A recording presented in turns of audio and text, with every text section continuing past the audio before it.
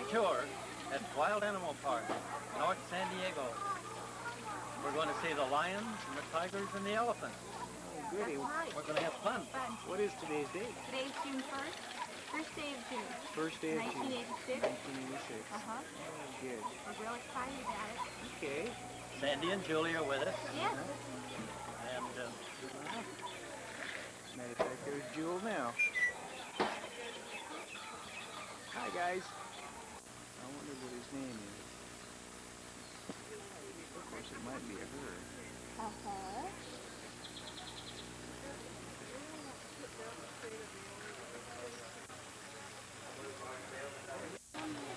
I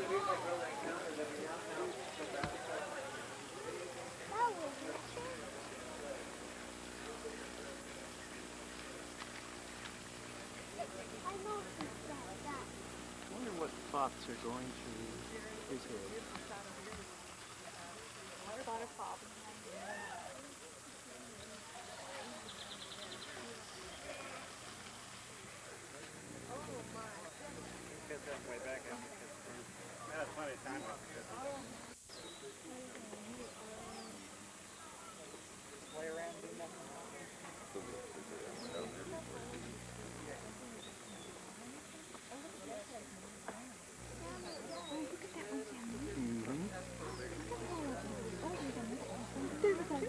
Oh, they got a baby. I didn't see that before. Oh, I hope Sandy gets a chance. She's pregnant. Look at Noah. Can you believe that? Yes, she does. We didn't see this before.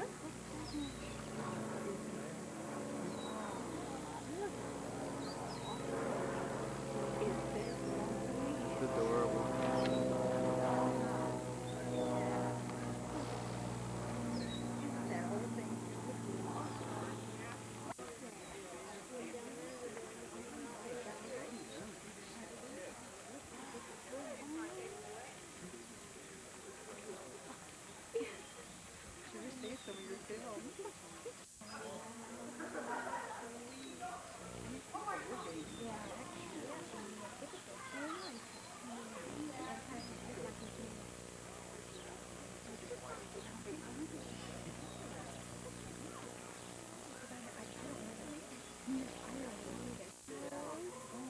He's angry.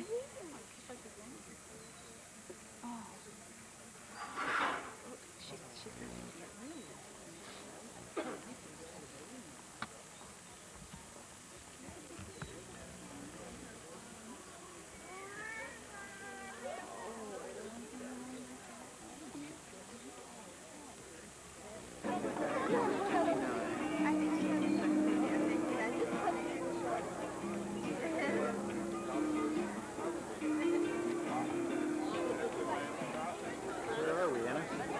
So right now we're at the bird show. It's supposed to start in about, well, it's supposed to start right now at 12 noon. Bird show. Uh-huh. This is the bird show. Okay. Lots of people. Did you get the... No, as a matter of fact, could you tell me what that is all about? Think so? Oh my goodness. It's pretty high up. Most of the birds are okay.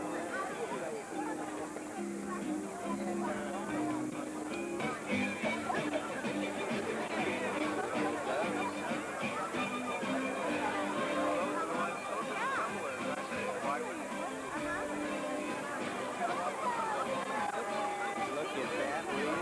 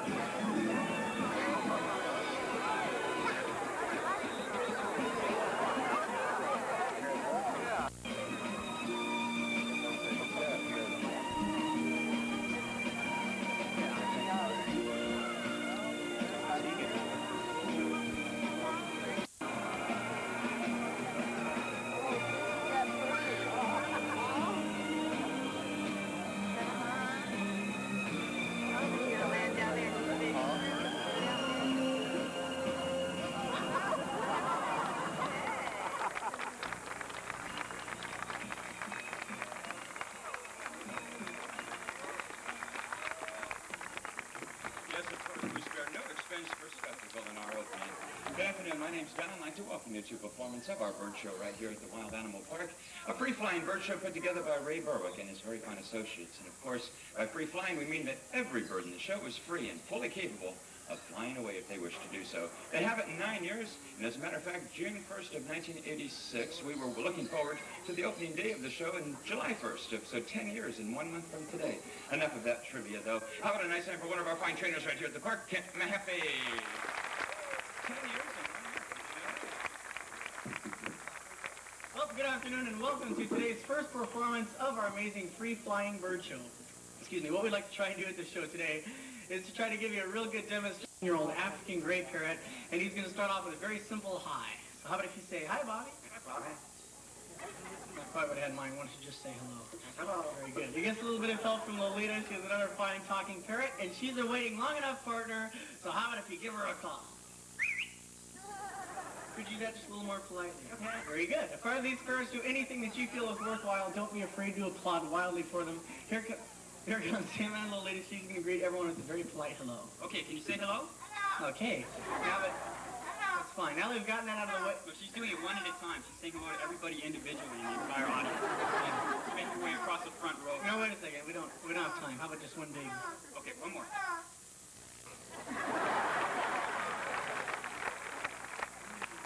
Wise guy, huh? What do you think of her cough? Same here. And another one for Bubba that's not as persistent as the Lolita's, but it's a little more cynical. How about if you laugh? Atta boy! Very good. Great. And now it's time to say goodbye to Lolita, but before we let her leave, she's going to say her name again, and this time she's going to work for us. Okay, your name? Politely. We can't hear you. A little more politely. We still can't hear you. More politely. Once again, that's the leader, Mr. Tim Brown.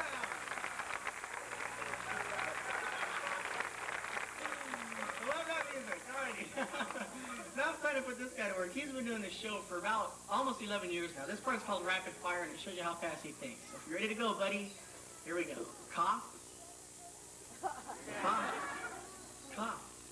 Pretty good, huh? We'll try and use it with scratch. Good boy. What's your name? What's your name? Bobby, big hint. What's your name? Bobby, cough, laugh. You're probably very impressed right now, aren't you? 10 years. Decided to stop now. Fine, we'll try it again. Whinny like a horse. Blow your nose. How about a chicken? We'll find one real soon here. Cough, cough, laugh, laugh. Well, we got a cough out of him. Laugh. Talk like a girl. Say hello. Talk like a girl. Cough, cough, cough. Blow your nose. What's your name? Say hi, Bobby. Say hello. Say hello. Give her a call. A little more politely. A little more politely. Blow your nose. Cough. Laugh. Whinny like a horse. How about a chicken? A clicker. A clicker. Blow your nose. Talk like a girl. Cough. Laugh. Say hi, Bobby. Say hello. Blow your nose. Talk like a girl. Blow your nose. And say goodbye. Bye. And goodbye.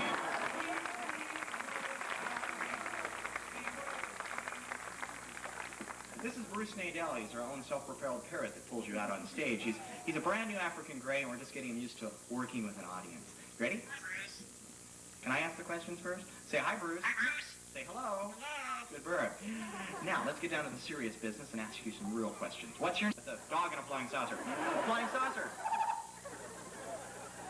What else can we do here? Como está usted? How are you? Bonjour. Good morning. And we can all tell. Time's up. Say goodbye. See you later. That's Bruce Nadell, a brand new gray.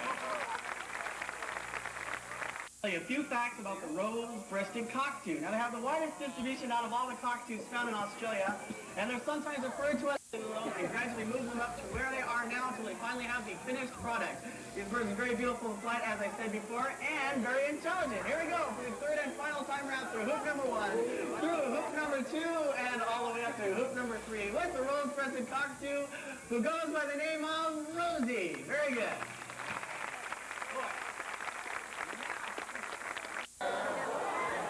As it gets closer, sir, you'll notice she weighs about 20 pounds. No, just kidding. Mary's very sweet and intelligent, and she's been with us for about 8 years. She's very nice, and she knows the value of a whole dollar bill. Yo, you're going to have to really look for it, because it's way up at the top and way out to the side. Where is that dollar bill? Keep looking. It's way up here. There it is. Go ahead and pick up that dollar bill. Bring it right back down here.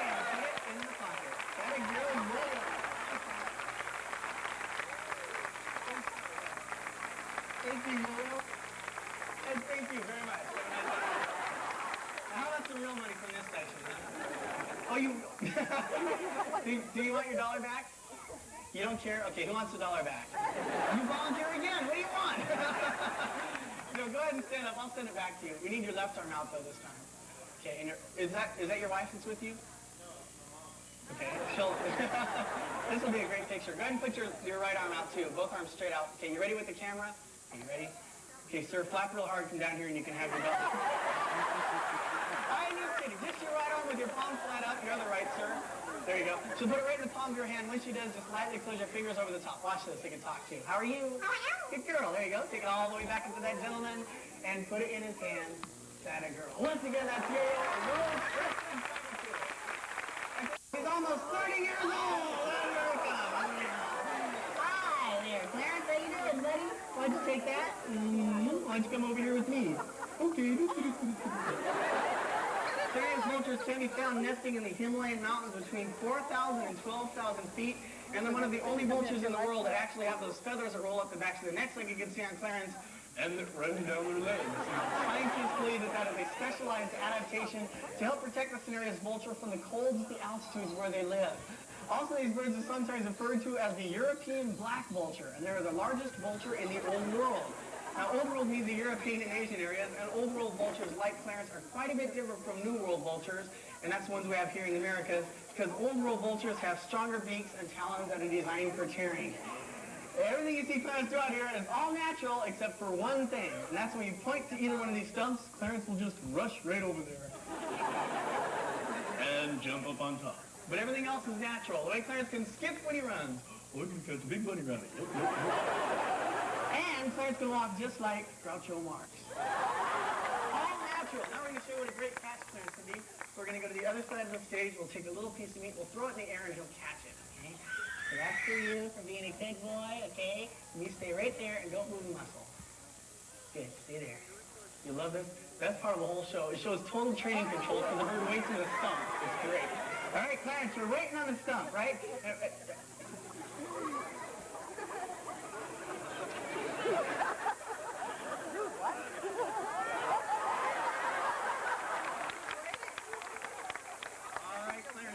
If you're ready, it's time for the big catch, and here we go! Catch it, Clarence!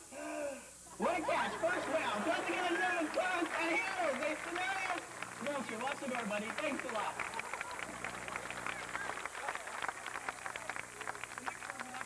We're extremely proud of. His name is Maxwell, and he's an emu from Australia. And we first received Maxwell from the San Diego Zoo about 5 years ago, and when we did, he looked like a little on the positive reward system, running him back and forth every day. And he knows exactly what's going to happen. He comes over here, he gets a little bite of rat's hide, his favorite food in the whole world, a little praise, and then the secret emu hand signal that's known only to West Coast animal trainers, and he reacts instantaneously to that, goes around those interlocking paving stones and just hurls himself at David there, because he knows he's got another reward coming, some more praise, and another secret emu hand signal. There's the reward, there's the praise, and there's the hand signal, and he just reacts instantaneously to that, and comes tearing over here to me this time, much different from his hurling mode. Get some more reward, just another reward, some more praise, and that hand signal once again, he just goes dashing right across those interlocking paving stones. You just want to accelerate off stage. Ready, Max? Get him pointed in the right direction. He'll just start heading around those interlocking paving stones. He's going to actually go right over him this time without a hitch. And he's just going to start taking off at any moment. There he is. He's hitting his top speed right there of 40 miles an hour. Get the wind just ruffling back his feathers there. Going into the corner wide so he doesn't slip. He's a good bird. We like him a lot. His name's Maxwell. He's an emu from Australia, and that's all he does. Now, unfortunately, when Dinah was younger, she was taken from her nest by some people who should not have done so. Later, she was confiscated from those people by the Fish and Wildlife Service, and she was turned over to us to use in our educational program so that you might take a closer look at a golden eagle and perhaps learn a few facts about them. The golden eagle gets its name from the golden-colored feathers that are located on the back of its neck. Dinah weighs 9 pounds, and she has a wingspan of about 6 feet. The eagle is very beneficial in the wild, as they're all birds of prey. They eat small rodents such as rats, mice, squirrels, gophers, and even snakes. And they are not above eating carrion, so they do help keep the wild cleaned up for all of us in that respect. Now, it's unfortunate, but researchers have found that of all birds of prey born each year, 70% will not live to be 1 year old. partially due to natural causes, but it's mostly due to man's encroachment, loss of the bird's natural habitat, and to the mere fact that so many of these beautiful birds are shot each year by someone who wants to take a closer look at that particular bird, or by someone who just wants something to shoot at. And we feel certain that by bringing these birds before you today, so that you can see how magnificent they are and learn how truly beneficial they can be, you'll have a greater understanding and thus a greater respect for all the birds around you. Once again, that's Diana. She's a golden eagle.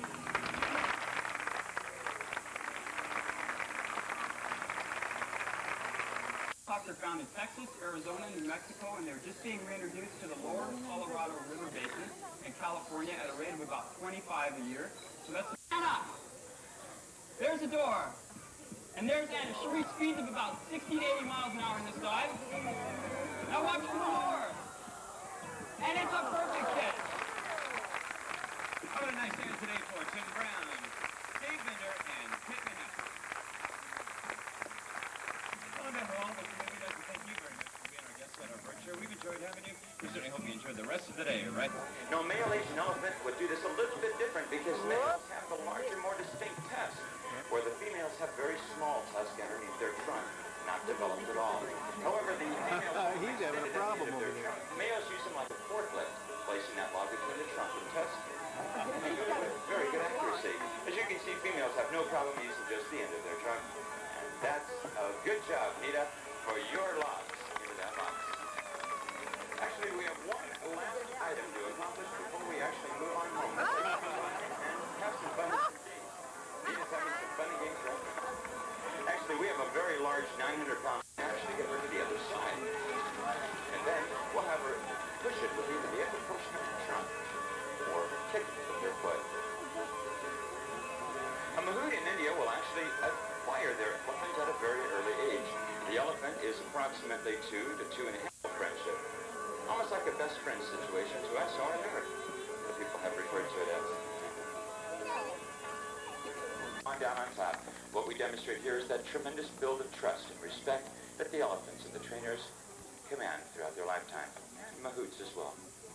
Oh, by the way, Gene, I forgot to tell you that Nita today weighs in at just under 10,000 pounds.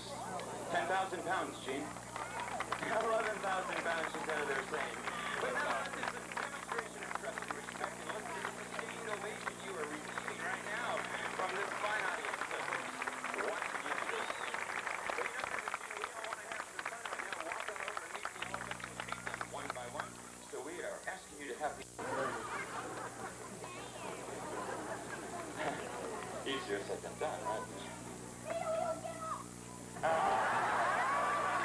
Nita has a crush on Gene today. Oh, I'll tell you what. You know something, Gene? I read a remarkable thing. Elephants are so ticklish that if you tickle them, they will do anything for you. But even better than that, folks, elephants have a terrific sense of touch. So much so that they can actually feel a little fly walking around their back. Today, well, we tickled her. She got up. But do you think this elephant's going to be able to perform this entire behavior blindfolded? We're sure she will. Just a couple days. Right now, that's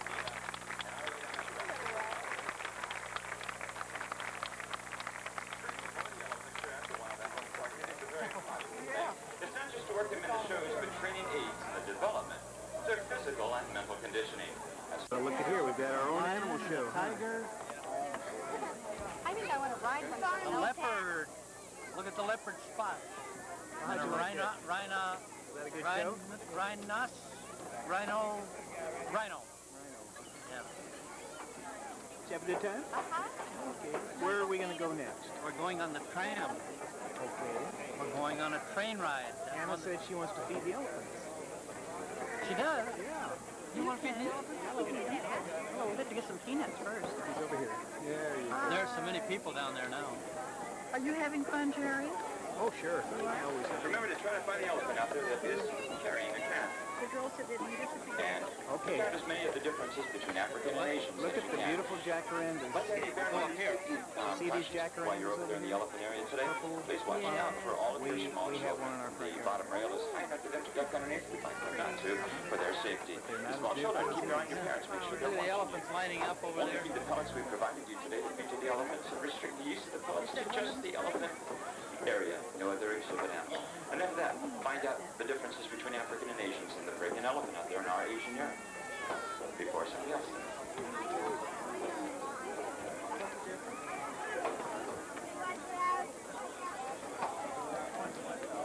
Doing here? Oh my goodness. Are we seeing how big we are in comparison to the big ape? And that's who you're married to right there, huh? Oh my goodness. Oh my goodness.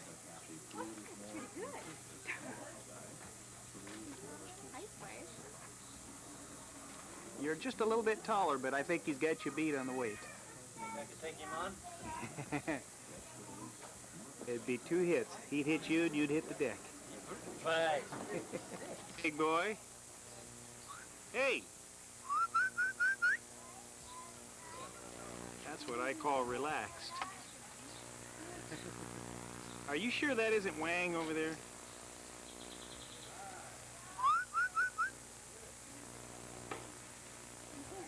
Totally relaxed.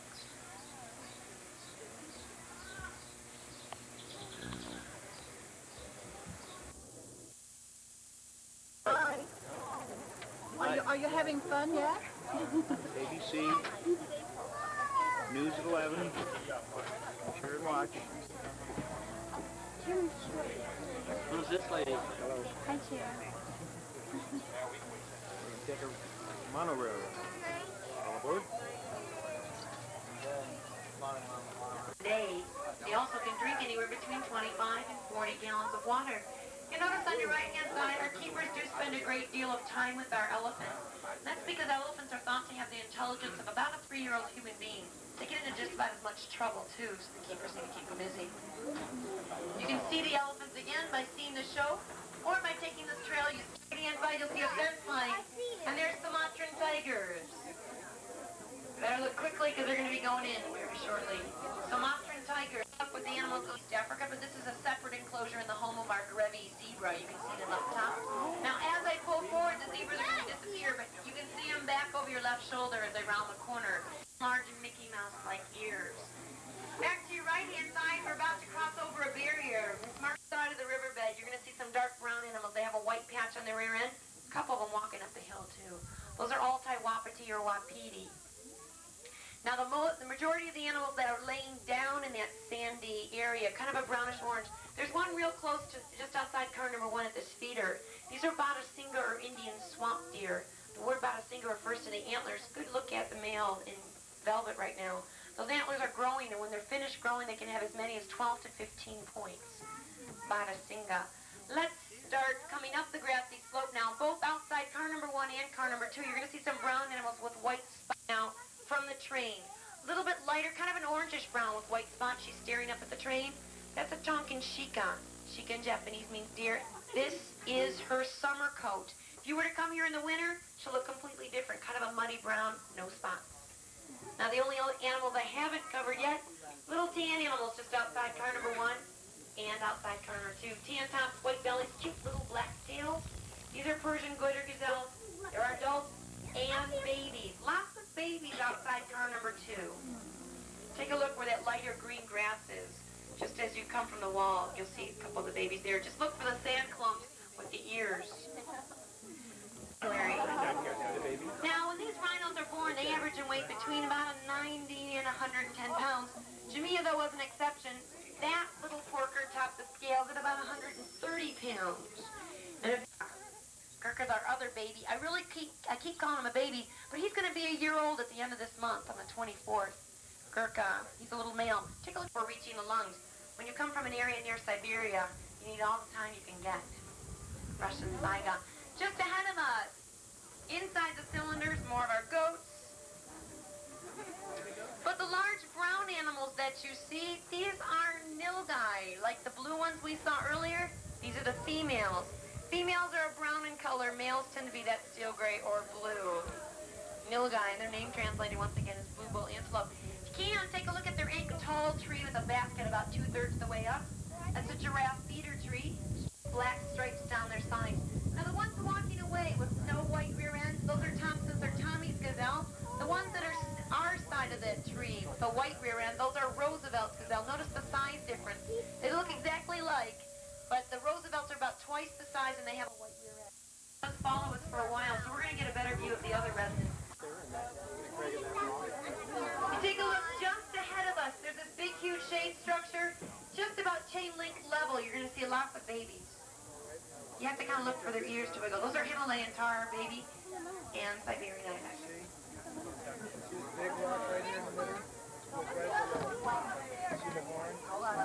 Okay, let's see who's going to make a good keeper. How many people found more than 10? Any more than 20? Any little kids, they're kind of cute. They don't have any trouble keeping up with mom either. After being 4 hours old, this is Flatland. Hi. Let's take a look back to your right-hand side because we are back in the standing at the top by that first feeder that you see. Born Monday morning, right in front of a train. Mom just decided to drop it right there. Gave everybody a pretty good show. The other one was born a week ago on Monday. Once again, they were fillies, they're females, and these are Przewalski's or Mongolian wild horses. Very rare. There's only about 600, maybe 700 of them left in the world. We've had over 30 of them born here at the park. Southern whites, Przewalski's or Mongolian wild horses. Let's take a look at these clumps of fur down here, though. The big one, his name is Chacho, and these are back-trainer two-hump camels. Now, the little guys, they're new releases. I don't know their names yet. They're not Chacho's youngsters. They're just little ones. The one that's by Chacho, I think that's the female. She's about a year old. The other one's 2 years old. Back-trainer two-hump camels. Keep in mind, Chacho's 10 feet standing up at those humps. So even sitting down, he's a good 5-6 feet. They don't even like each other. Can you tell? Przewalski's or Mongolian wild horses. And Chacho and his friends are back-trainer two-hump camels. The baby camels have been hanging around Chacho like, please don't leave us alone with these horses. Take a look at their heads. These are the closest living relative to the giraffe. They have that long prehensile tongue. Maybe they're going to demonstrate. Yes, yes, yes. Just like giraffes, they can get over a foot in length. Okapi. The one closest to us wagging her tail is Kiri. She's our female. One of our females. Okapi. Look at their furs. Kind of looks like velvet. Feels that soft too, but if you were to pet an okapi, your hand would get very oily and almost that reddish-brown color. Okapi come from the Ituri rainforest in Zaire. Forbia is water pressure.